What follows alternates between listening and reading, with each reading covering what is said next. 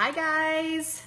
I'm gonna give you a couple quick seconds. Hopefully everybody is refreshing their screen right now and we're getting on live. I have you on my iPad and then I've got my computer set up over here so that I have my notes and I can verify that you guys are seeing me. So I'm gonna check really quick and make sure that I am seeing myself on the page. I am, yay!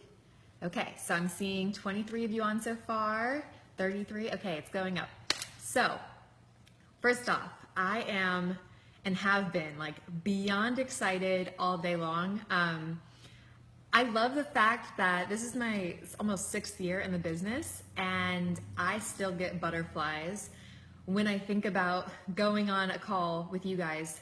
So many of you, you're 2015, 2016 coaches, you are brand new. I mean, you are brand spanking new. And I guess what excites me most is I don't think most people know what they have in front of them with Beachbody because, you're just getting started and you're in the hustle phase. And obviously, like, your coach is a superstar. If you're in this group, your coach is a superstar diamond coach. So you've seen what's possible in their life, but sometimes it's hard to imagine it in your own life. And so my hope is today is, number one, get you super fired up for the fact that you're in this group because there are 24 15-star diamond coaches that are going to pour into you over the next 24 days. And I think that's pretty freaking cool. So just to prep you guys, I know that we have, I put out a little calendar that Bonnie had made. We have different segments based on recruiting, based on showing you guys real examples of the way that we talk and have conversations with people, action steps and how to do challenge groups and some unique ways to maybe do that to make it fun. And most of all, we want to pour into you the vision of what is and what can be, what is in front of you. And so that's my job today, is to kind of give you a little bit about what's helped me to really run with this business from the get-go. There's some key differences that I had in my life and I chose to utilize in this business that have really helped me to be able to conquer some of my biggest fears and setbacks and be able to achieve things that I would have never thought possible. Like literally, I have realized that God really does dream bigger dreams for me than I had dreamed for myself. And this has been the vehicle to be able to do that. So I want to show you really quick what everything looks like. So I've got my computer over here and I have my notes.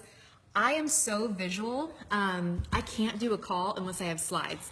So even though you're not going to be seeing the slides, because we don't have slides on Facebook Live, I'm going to post the slide afterward. I only made one, but it kind of keeps me on track. Otherwise, this could last an hour, and I promise you it's not going to. So the first thing that I wanted to talk about is taking ownership. Because as you guys go into this business, obviously some of you probably came through a challenge group. You didn't even know what you were getting yourself into. You maybe had results of the program. You were super excited about that. You caught yourself telling other people about it, and you're kind of thinking to yourself, okay, I'm making my coach a lot of money by referring these people out. I should do this too. That's how I kind of came into the business. I didn't come through a coach, but I was basically a challenger before there was challenge groups and sharing it with everyone because I was excited because when you're doing something good for yourself, you're excited about it and you naturally share that with other people. And so I realized I was making Beachbody a lot of money and I thought I would like to have a cut of that. So that's why I fell into this business. But when you do, when you come in that way, I don't think you're thinking like a business person. So I want to talk about going from a hobby, treating this like a hobby, and treating this like a business. Because as you might have seen through your coach, through them sharing their story with you of success, this is not something that it is a hobby to a lot of us. A lot of us have turned this into multiple millions of dollar business for ourselves, and it's created a life of freedom. And I've seen it happen time and time again with some of my coaches, and it's been one of the biggest blessings beyond just my husband and my daughter and my future baby in my entire life. And not only because of the income, but because of the fact that I've been able to combine something that I'm passionate about, that gives me purpose, that I get to actually feel like I'm making a difference, with financial freedom. And there's not many things that I know in life that you're able to do both of those at once. So if it is your goal to make this into a business, whether that be that you're making an extra $500 a week at some point, whether that be you make $50,000 a year, whether that be you make $100,000 a year one day, or even if your goal is to become $1 million earner, there has to be a switch that is made, and you have to start thinking of this as a business owner would. And a lot of you probably didn't own businesses. I owned one and completely failed before this. And it's because I treated it like a hobby. I wasn't focused enough. I didn't think thoroughly enough about what I was doing. And so I want you to ask yourself this question, like, if you had invested $100,000 instead of the $40, or maybe instead of the $140 that you spent on the challenge pack, if you would have invested $100,000 when you got into this, would you be treating it the same way you are today? And I remember hearing this on the Craig Holiday call. He's a guy who Beachbody used to hire back in the day. And I was a very new coach. And I remember thinking to myself, no, no, if I would have invested $100,000, I would be treating it very differently. And then he went on to ask, do you want to make $100,000 a year with this? And I was like, yes, easy answer, right? But you're not going to get there by treating it like a hobby. You're not going to get there by doing it when you feel like it. And so it was in that moment that I sort of realized, gosh, I've got to take this more seriously, and I've got to treat it like as if I had invested everything that I own into it. Because if I do, I'm going to see it eventually turn into that $100,000 business that I would love for it to be. I want to also ask you, if you showed up to your real job, I know many of you guys probably work normal jobs, if you showed up to it as consistently as you do your Beachbody business, would you still be employed?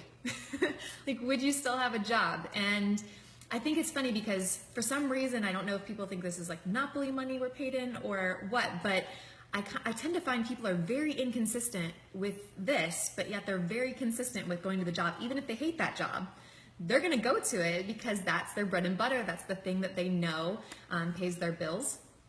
But I find that they're very wishy-washy when it comes to their Beachbody business, but yet they want to be successful in it, and they're not. And it's because of the inconsistency. Business is so important to be consistent with it, even on the times you don't feel like it. And I guess that's kind of the disconnect that I realized I had previously and other things that I had done, and that I've seen a lot in coaches that are struggling, is that they are only showing up when it's convenient, that they're only showing up when they feel like it. And I'm telling you right now, as much as I love this business, and I love it, there are many days I don't feel like it. There's things in the business I don't enjoy doing, but I do them anyway. And that's the difference maker that I've seen between coaches that are very successful and coaches that aren't. And it's not anything huge. It's not like the one person that's doing it does it so much better. It's just simply that they do it. And they do it whether or not they feel like it or not. I promise you, Bonnie Engel, I promise you, Shay, they show up when it's inconvenient. They show up when it's hard. They show up when they don't feel like it. And they show up even if the kids are running around and there's a million things going on. They're showing up. I bet they're on this call right now. Even though they don't need to hear this information, they've already heard it 1,000 times.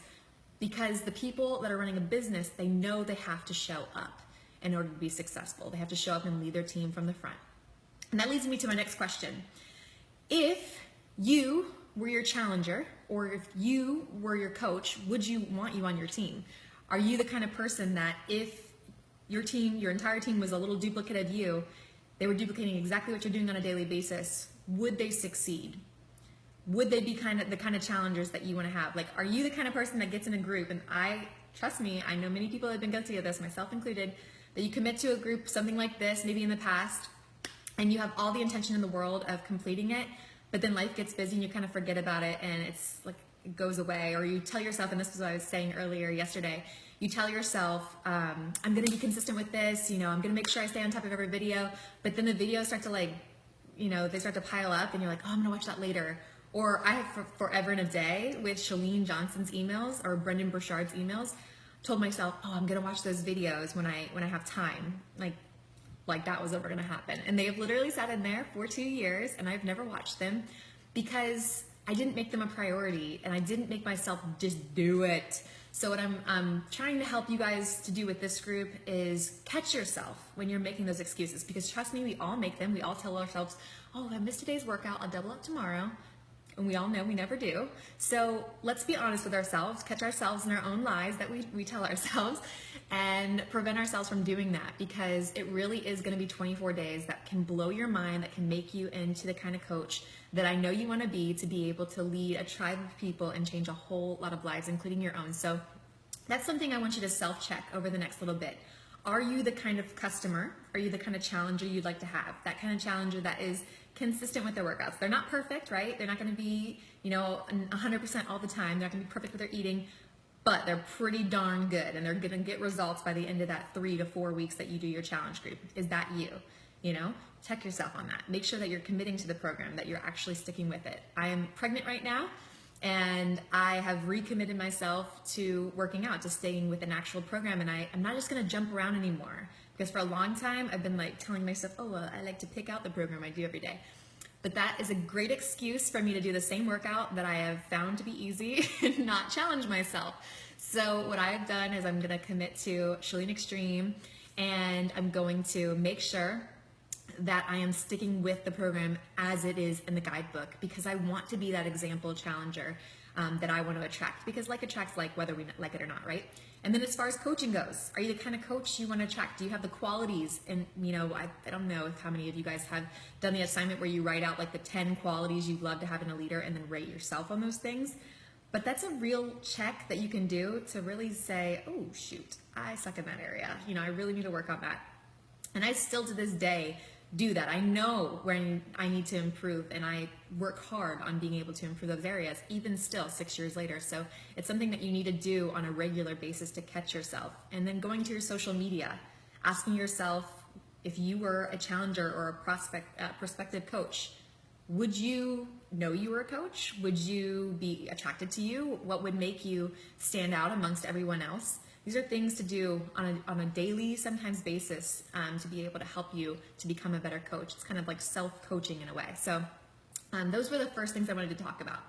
Second, finding your why. And I know that we hear the why thing all the time, and I honestly don't think I really heard that a lot in the beginning, but I don't think I really understood. And it's funny, Shay, one of my coaches, Shay Sanford, we were sitting in her garage, and she was explaining to me how she was explaining it to her coaches, and it really helped me to be like, yes, that's what it is. She was saying, what's the thing that pisses you off? What's an injustice that you see that really gets you fired up? Because until your why is painful, it's really hard to let it push you past your comfort zone. Because at the end of the day, this is scary, right? You're doing stuff that you've never done before, talking to people you've never talked to before, and for you to be able to push yourself to do that kind of stuff, you have to have something that is more painful, in my opinion, than the thing that you're going to do. So I know a lot of times we do vision boards, and I have a vision board, and I do keep it right by me too. So let's see if you can see it. That's backwards, but these are all the things that I want to do. They're important to me, and of course they do motivate me. But you know what motivates me more is things that piss me off, things that are painful. And so a lot of times I'll see people, put their why as they want to, for a challenge group, they'll say, I want to have a great bikini body, and they'll post a picture of ripped abs, But at the end of the day, when you're sore and you're tired and your baby's crying and everything in the world seems to come against you, someone else's abs just are not motivating enough. But let me tell you what did motivate me back in the day was the fact that I was avoiding going out on dates with my husband because I didn't want to run into people, and for them to see me, still with my baby body, and I didn't want to put on clothes because it wasn't comfortable and nothing fit, and I didn't feel sexy. I didn't feel confident anymore. And I was avoiding taking pictures with both my friends and with my baby because I didn't want to be in those pictures. I didn't want to be seen. That was painful enough for me to do it on the days when I didn't want to do it. And that is so much more motivating to me than a bikini body that I may or may not believe I can have. And so when it comes to your why, with the business, it needs to be something that fires you up. It needs to be that thing that when you're laying in bed at night, it feels like the elephant on your chest. So for me, it was a stack of bills that seemed never ending. And it was the vision of my daughter around this age, she's now 7 years old, coming to me, being so fired up and so passionate about doing something. Maybe she wants to be, I don't know, she wants to ride horses or something like that. And I have to tell her what I was told my entire life, which was, I'm sorry, we just can't afford that. Or for her to be a cheerleader and, be leaving the game alone because her parents, can't afford to take off work to be there for her. And that vision drove me so much more than the thought of like doing, making it rain in the club, or like, I don't know, going on like a vacation with my family. That sounded great and it definitely motivated me, but it didn't push me the way that the other vision did. Does that make sense? It needed to fire me up. It needed to scare the crap out of me to get me out of my comfort zone and make me have the courage to be able to do things that I had never done before. And so I think that hopefully that description helps you to think and reflect on what's been motivating you, so that you can really dig deep. And I think it's important. It's an important step not to skip, or not to just like quickly write down on your, getting started sheet and put in the corner. I believe that your why needs to be in front of you every single day. I believe both things. I believe both the vision board of what life can look like in a couple years, but also the things that are super painful need to be in your face every single day. Because if they're not, you won't have as much fight in you. And you're gonna need to fight for this, because dreams don't come easy, but like they say, they are worth it. And so I want you guys to, if you haven't done that already, take the time to sit down and pay attention, or just pay attention. Pay attention to that thing that sits on your chest at the night. Pay attention to that thing, that dream that maybe died inside of you, that maybe you put in the attic at one point because you didn't believe it was possible anymore, and fight for that sucker. Let's see, I already went through that. Okay, so motivation is what gets you started. Obviously, you guys got excited when you had seen your coach's success. Maybe you had some results with the program that gets you excited, but it's the commitment, it's the discipline that will keep you going. And it's really important to learn to measure your success and growth in multiple ways. And I know that we do this with our challengers. We say, don't just judge it by the scale. Make sure that you're, measuring your weight loss, and that you're taking your before and after photos, and that you're judging it by how you're feeling about yourself, how much stronger you're getting in your workouts, how many more reps you can do, how much more weight you can do. Because if they just measure it one way, sometimes success in that one area is slower, and so you can get easily discouraged when in reality you've changed in all these different ways, but you're not paying attention to it. And I think the same is true in this business. A lot of times we are only focused on our paycheck, or we're only focused on the goal of, let's say Diamond Coach. And so we are seeing everyone else, it seems like, doing those one or two things that we're focused on, and we are not paying attention to the other ways that we're changing. We're not focused on the fact that, oh my gosh, we're starting to be more positive than we were before. Oh my gosh, for the first time since I became a mom, I actually have friends that are older than 2 years old. Like, they're not paying attention to the fact that they're finally taking care of their bodies, or that for the first time that they've been able to have someone say to them, you are the one that inspired me to change my life. Or somebody writing them and just simply saying, I go to your wall when I want to be inspired, because of your positivity. Don't just pay attention to one area of your business, because if you do, you're missing out on all the amazing ways that this business changes your life. And I was at the top 10 trip, and I can't remember who I was talking to.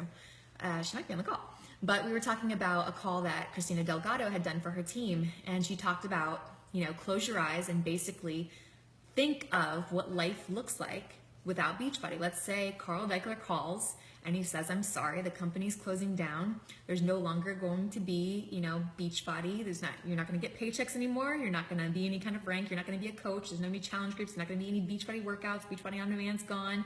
You're not going to be able to connect with these groups and with these women anymore. And imagine all of that taken out of your life. What does life look and feel like? I think too often we take for granted, oh, that was your national makeup call.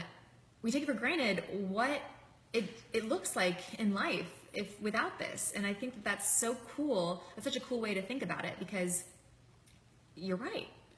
I have been blessed in this business way more in other areas than I have financially.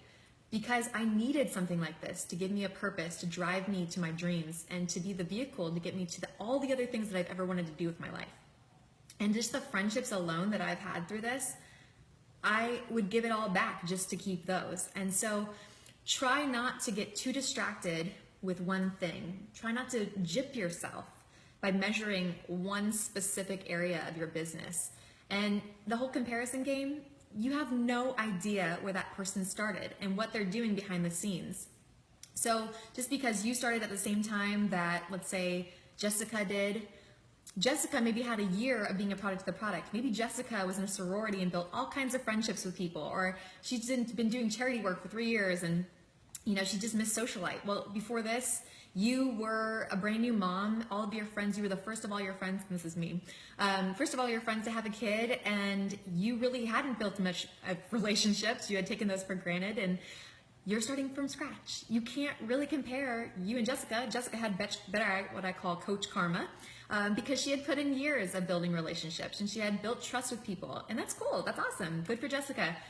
But you can't expect to all of a sudden jump into something and have everyone, if you quit everything you've ever started, like I had, expect everyone to believe that, oh my gosh, yes, just because Lindsay says she's going to do this, she's going to go do it. You have to prove to them, and you owe it to them to prove to them that you're going to stick with this. And that's done through consistency, and that's done through you sharing your results and your journey. And it's okay. You can't be mad at those people because that's what you had shown them in the past. So even though you know you changed and this is different, you have to keep going and not be mad at the people that are maybe questioning it a little bit, because that's what you showed them in the past. That's your coach karma. So moving forward, and I'm going to probably be done in a couple minutes. So the power of vulnerability. And I wanted to talk about this because a lot of times I know people get freaked out about sharing their story, and they want to leave parts out because they don't want to offend anybody, or they're scared of being judged. And I was on this top 10 trip, and it is my favorite thing that we do the whole entire time. And we always wait till like the last couple of days, which I never understand. They should do it in the beginning. But we sat around in a big circle, and one by one we told our stories, and we shared different aspects of who we were before coaching, what just made us decide to become a coach, and what coaching's done for our lives. And we got deep, and we start off in these trips, and some of us know each other and some of us don't. But we start off, kind of weird because we're like mostly introverted people, never around anybody, locked in our houses all the time. And then by the time that we get done with all these stories, I mean, not only do we sit there and cry through them all because these people have been through so much, but we feel connected, and we are like lifelong friends. And it's because of being vulnerable. It's not because of how awesome they are, and of course they're all rock stars. It's because we feel connected because we've been through similar trials and tribulations, or because we finally see why they are that way. If there's a couple of us in the group, myself included, that I tend to like segregate myself a little bit from the group because I was always alone as a child. So you realize why someone is the way that they are because of what they've been through. And you're so much more compassionate and so much more drawn to them because of their vulnerability. And I think as coaches, you guys have to be the ones that are vulnerable first. If you expect people to come to you, think about what's like the scariest thing ever to talk about is, I'm out of shape and I need to lose weight. That's scary to talk to somebody about. So you're asking people to be vulnerable with you, right? You must be vulnerable first. You have to put your guard down if you want them to put their guard down. And you telling people that either, let's say you've fallen off the wagon and you really haven't been as committed as you said you would be, but you're drawing a line in the sand and you want to be able to push forward, and you are human, but you are also dedicated to taking people on this journey with you, and you just feel like you need accountability the same way everybody else does, and you're looking for people like that. That is so much more real than you pretending that you haven't gained, the 10 or 15 pounds and pretending to have it all together. Because let me tell you, perfection, you don't have any connection with somebody who's perfect, because we don't relate, and we actually put our guard up when we think somebody is perfect because we don't want them to judge us. So if you want people to open up to you, you've got to first open up to them. And I think that that's a really important aspect to succeeding in Beachbody. It's something that it took me a little bit to be able to let that guard down. I think it was a year into my journey as a coach that I got a national wake-up call and told people that a couple years prior I'd filed bankruptcy at 25 years old. I was so embarrassed of that. I hadn't even told my family until that call. So I realize how hard it is. I realize it's difficult to share your journey, let's say a fitness journey, when you're in the middle of it. That's scary. But it is so much more inspiring than you trying to pretend you have it all together. And it's so much more freeing. And that's the best part about it, is you're gonna feel like a weight lifted off of you when you get to be yourself, when you get to be true to who you are. And let me tell you, I have like a list. I'll show you the slide after this, but you know, some of the girls in the top 10, outcasts, you know, were picked on and bullied, alcoholism, drug abuse, depression, eating disorders, poverty, came from nothing, birth defects, underdog, bankrupt. 9 out of 10 girls on that trip came from broken families, divorced families. And so we don't have our crap together, you know? We all wonder how we've done this, but it's literally been the consistency. It's literally been being able to open up to people and having people look at us and say, wow, you know, like if she can do it, I can do it. And she's not perfect by any means, so I could probably do this too. We all have the same fears. We all have the same anxieties that you are feeling today. It's just that we have a why that's big enough and scary enough, and we have it in front of our face every single day, that it makes us do the things that we're fearful of, because we're more scared of the opposite, of not doing it, of going back to what Beachbody would be if it wasn't, or what our lives would be without Beachbody. And I do remember Shay saying that she had considered quitting Beachbody, but then she thought about what she'd be going back to. And I thought that's a great way to look at it, is like, what are you going back to? What was life like before Beachbody? I think too often we like get so overwhelmed that we forget what it's brought into our life. So anyway, let's see, I think I'm right up, 26 minutes, yay. Okay, so as we've already shown you guys with the breakdown, there's going to be a video tomorrow and 2 videos in a row, and then we're gonna go live over the weekend. So you'll be able to kind of catch up with the videos whenever, but I want you guys, seriously, make a commitment to yourself that you're going to watch them day by day, that you're not going to get behind, that you're gonna use this opportunity to put freaking rocket fuel in your business. Because let me tell you from experience, the month or 2 leading up to Summit and the month or 2 leading up to the new year are probably the most important months of your entire business. I know sometimes people think it's actually like right after Summit, but no, that's not true. And it's not right after the beginning of the year either. That's when the momentum kind of kicks in, but it's all based on the work that you do now. And it's the hardest. I realize that in times like this, people are just going on summer vacation, their kids are out of school, and there's a lot more distractions. But it's actually in the slowest times that you have to buckle down, that you have to get creative, that you have to think outside the box, and that you have to push harder than you ever have. And I promise you, it pays off in huge dividends. Take a second, or not even a second, take a day sometime this next week and write out a business plan. Write out what you're willing to sacrifice to attain the vision that you have for your life. Write out the things that you refuse to give up on. You know, maybe that's your daughter or your son or somebody in your family that you really want to be able to support financially. Whatever that might be, get real about it and get real with yourself on what excuses you're making. You might be awesome one day, but are you awesome 7 days a week? Are you showing up when it's hard? And give yourself a freaking pat on the back every time you do, because it's a big deal. Not many people do that, and that's why this business has like a lower success rate, and people think, oh, it's too hard to get to the top. But no, all you have to do is the little things that most people are not willing to do. They overlook it. They think it's not important, but it is. And they're little, and they don't take a ton of time. It's just you have to do them consistently. So anyway, I appreciate you all so much being on. I think that we have like 200 and something people on. That's been fantastic. I hope that so many of you are listening to the recording. If you have any questions, I will check into the group afterwards and try to answer any of those. But I'm so excited to hear from Micah tomorrow, and I will see you guys again soon.